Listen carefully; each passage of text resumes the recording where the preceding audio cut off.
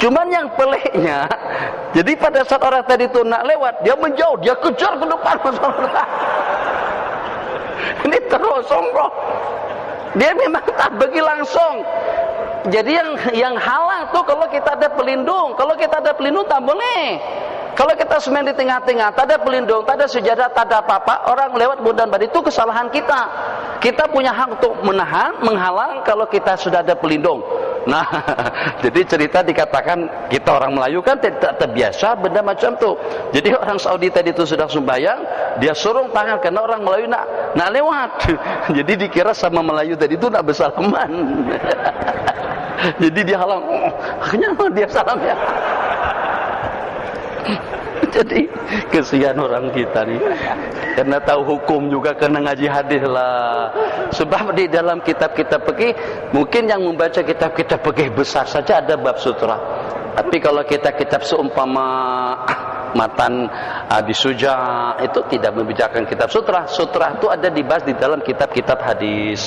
Bismillahirrahmanirrahim. Hadis yang berikutnya, Nabi kita sembahyang di atas khumrah, la yada'uha, tidak pernah meninggalkan selendang, baik pada waktu Nabi kita bermukim atau pada waktu Nabi kita musafir. Karena Rasulullah sallallahu alaihi wasallam yutiru ala rahilati, sesungguhnya Rasulullah sallallahu alaihi wasallam melaksanakan sembahyang witir di atas tunggangan. Kata ulama, ini hanya untuk sembahyang sunat saja. Jadi kalau pada waktu kita sembahyang sunat, jadi katakan saja mungkin karena terburu waktu tidak mengizinkan kita untuk sembahyang tarawih di masjid. Kita nak balik epoh, kita nak balik kampung malam hari raya. Macam manapun kita balik 3 hari sebelum raya. Kalau kita balik malam hari raya, nanti sibuk, jam, susah, lambat.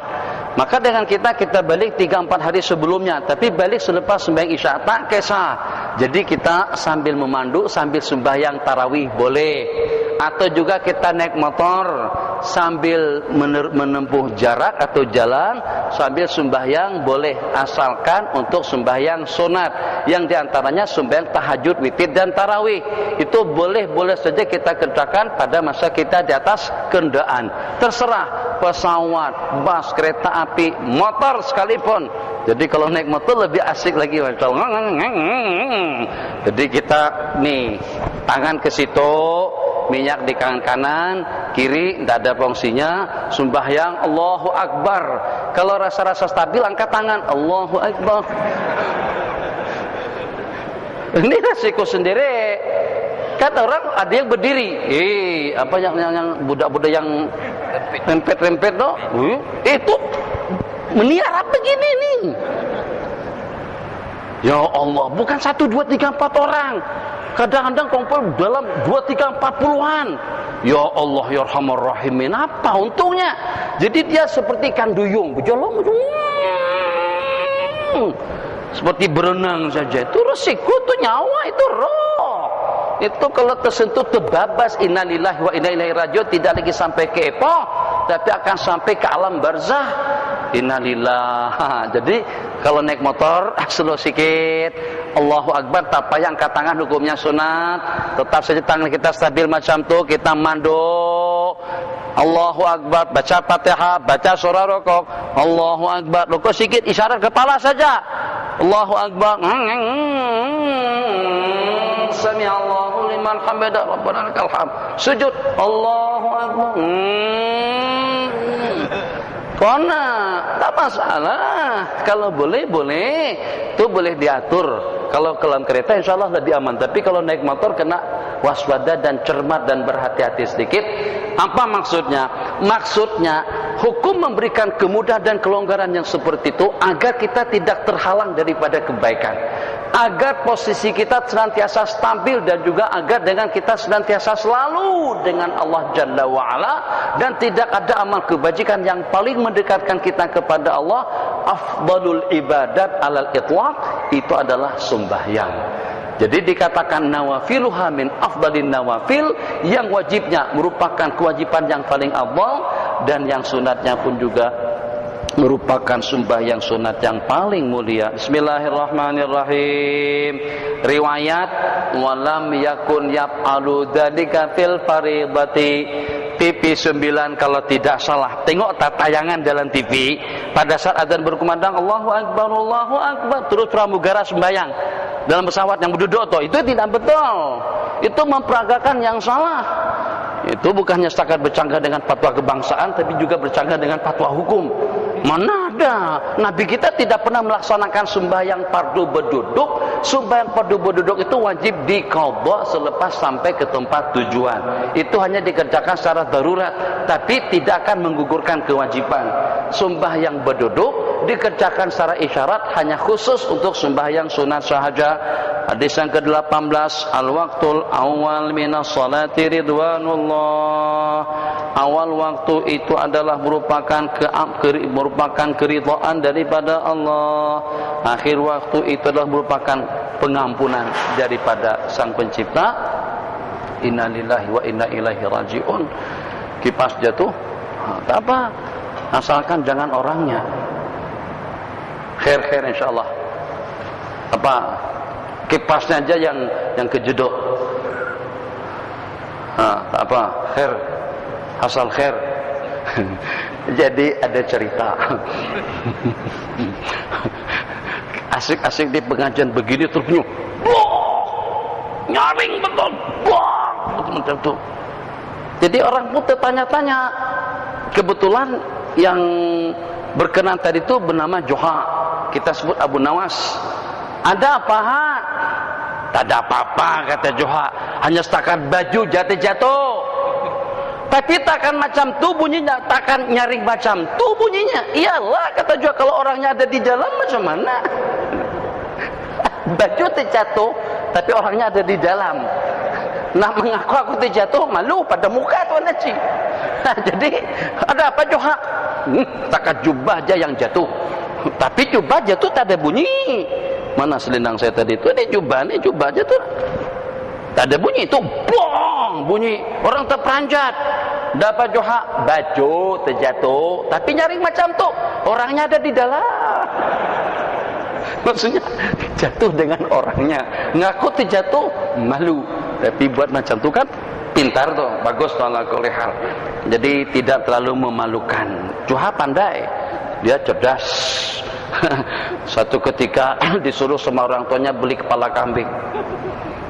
Joha pun beli kepala kambing.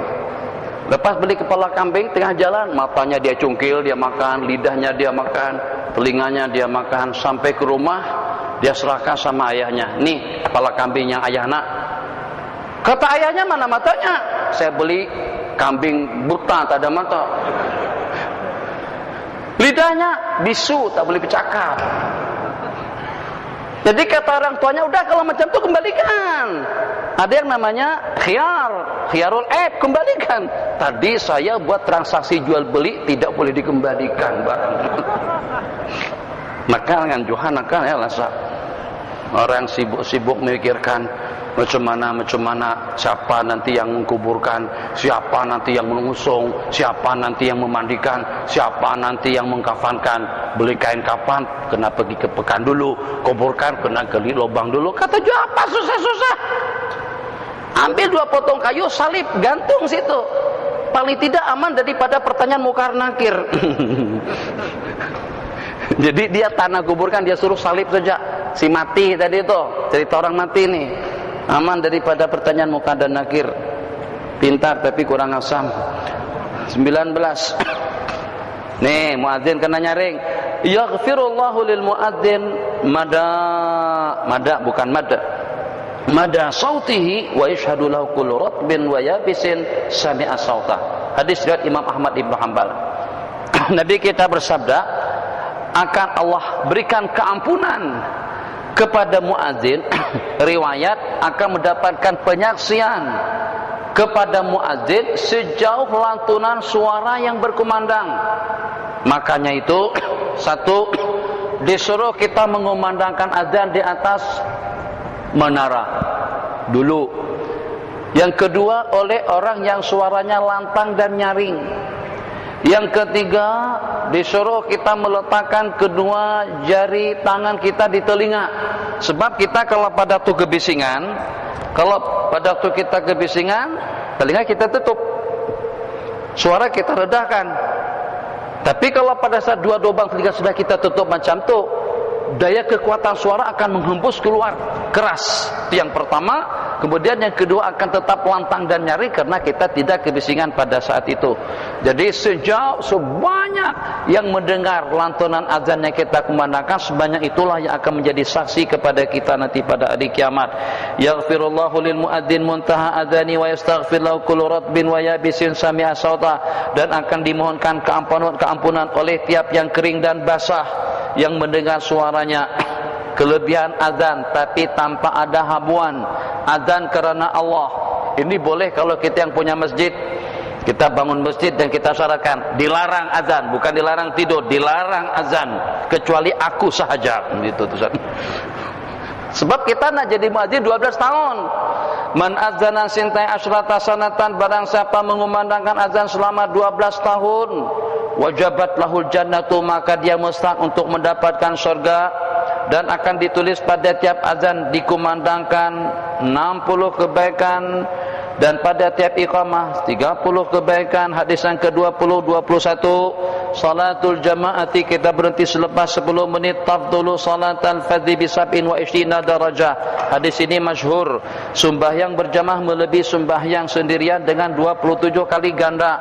Ulama mengatakan bukannya setakat sembahyang fardu, ada pendapat juga mengatakan umumus shalah, hatta dengan sembahyang sunat qabliyah dan ba'diyah pun ada pendapat mengatakan sunat dikerjakan secara berjamaah.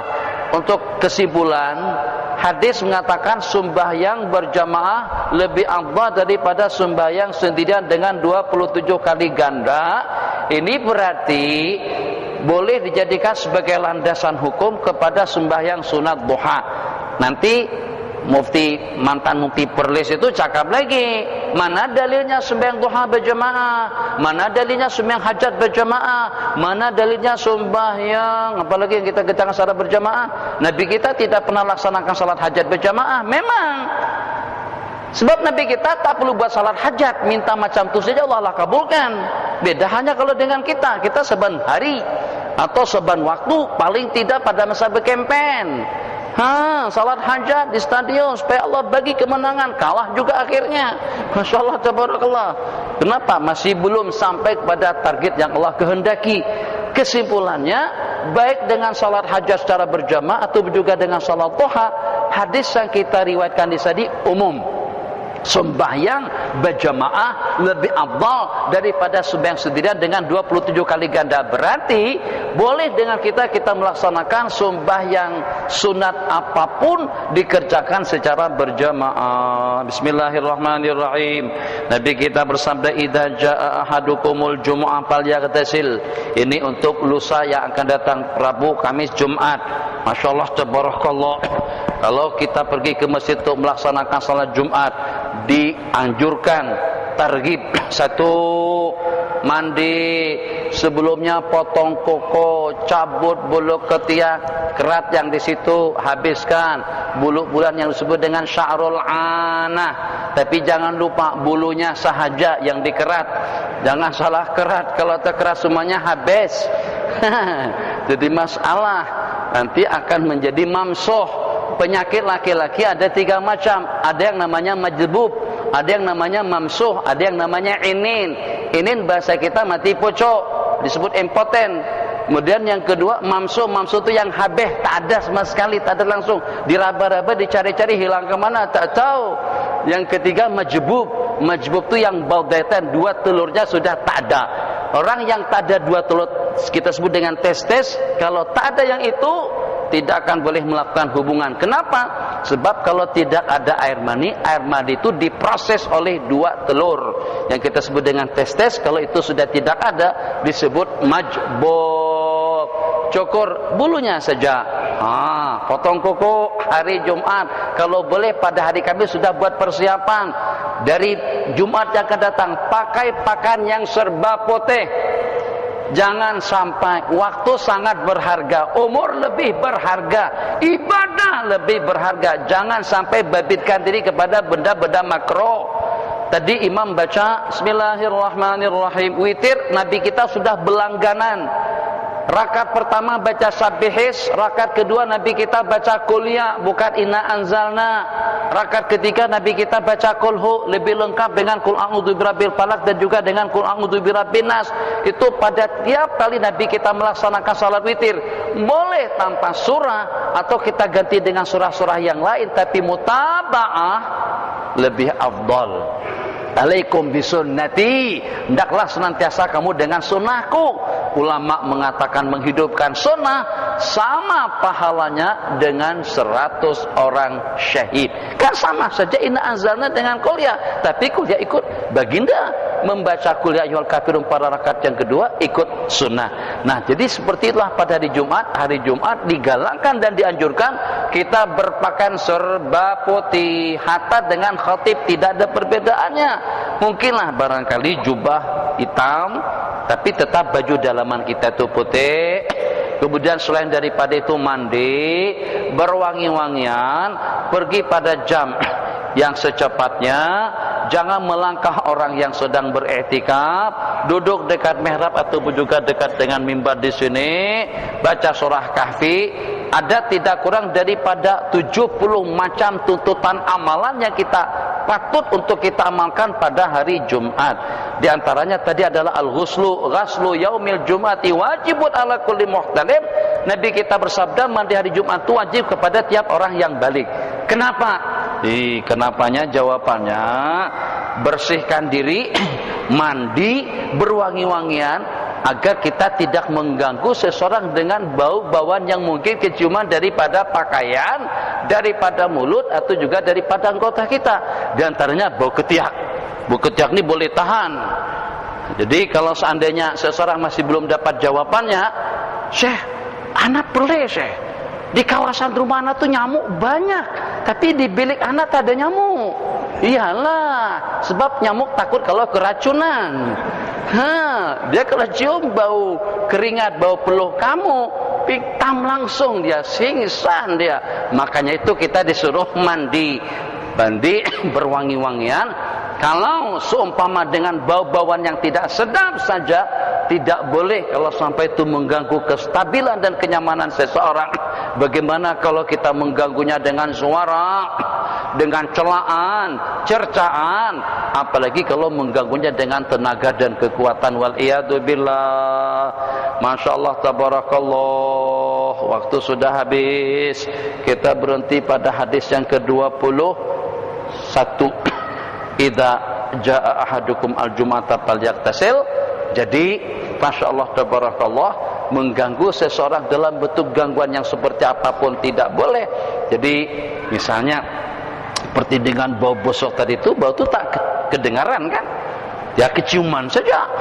Kalau SMS itu kedengaran puk puk puk puk ek ek ek ek ek ek sampai ke ujung situ tuh bunyinya. Siapa yang tidak terganggu sembahyangnya? Masya Allah, tabarakallah, dengan bunyi SMS atau juga dengan bunyi handphone.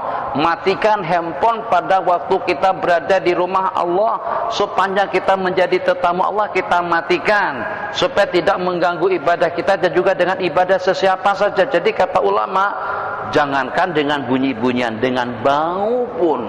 Makanya itu kalau seandainya buang air kentut, kalau seandainya kentut, ulama mengatakan kentut hukumnya wajib dan hukumnya makruh dan hukumnya haram. Wajib kalau tidak kentut, kesehatan kita akan tergugat, terganggu. Wajib berkentut. Sunat kalau masih dibimbangkan, tapi mungkin juga angin itu akan hilang sendiri, kelirip melalui hidung atau mulut. Makruh atau haram berkentut kalau pada saat kita duduk bersama orang ramai. Yang paling pelik itu badan kecil tapi bau kentut, Masya Allah tabarakallah. Borat, pusak, tak nyaring. Kita boleh adjust bunyinya. Kalau nak nyaring-nyaring, nak pelan-pelan, ya, keluarkan sikit-sikit. Yang paling susah pada saat perut kita penuh dengan angin, kita dalam kereta. Jadi macam mana kalau tak kentut sakit perut, ceret-beret nanti kita menceret. Tapi kalau kita kentut keciuman pula, jadi akhirnya kita pura-pura nak buka angin luar, turunkan tingkap, buang.